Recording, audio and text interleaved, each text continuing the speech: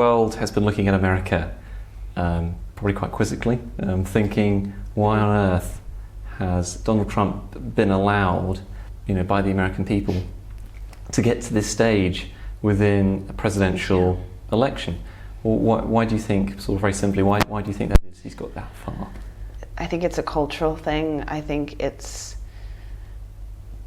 he definitely found a niche, and that is that Americans love reality TV, and now we have one running for president. And I think he plays into American exceptionalism. He plays into all of our wants and desires, and especially our fears. And I think that really resonates with the American people, unfortunately, at least 45% of them. And I think that, on the other hand, it was very easy for him to beat the other candidates because they were all, especially in the Republican Party, they're trained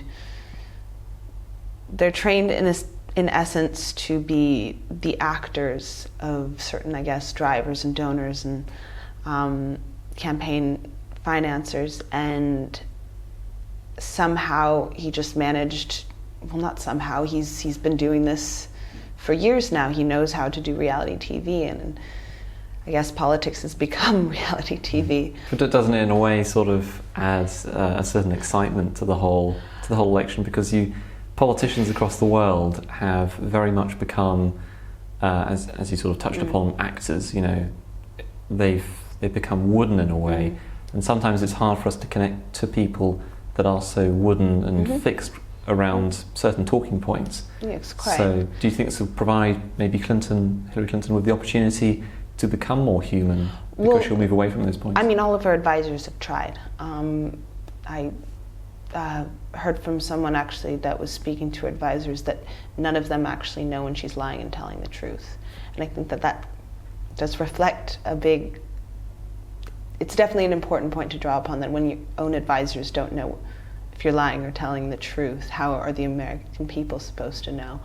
I think that it does come down to relatability. How relatable is the candidate?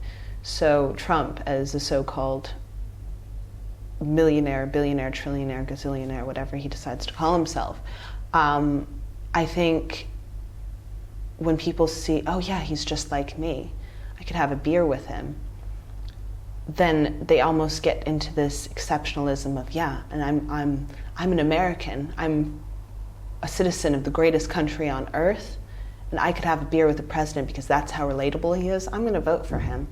Do you think that people who have the intention of voting for Trump are those kind of people who are trying to express discontent with the establishment? Oh yes. With government, they're fed up with how politics works. It could be a protest vote in America. It's a very easy democratic protest vote to say, you know what, I really don't like Hillary Clinton. Do you sympathise with that? I do. I almost bought into that because You're not sure about the consequences of actually electing that guy instead? He can't be predicted, and his unpredictability does make him a liability in my eyes, because the fact that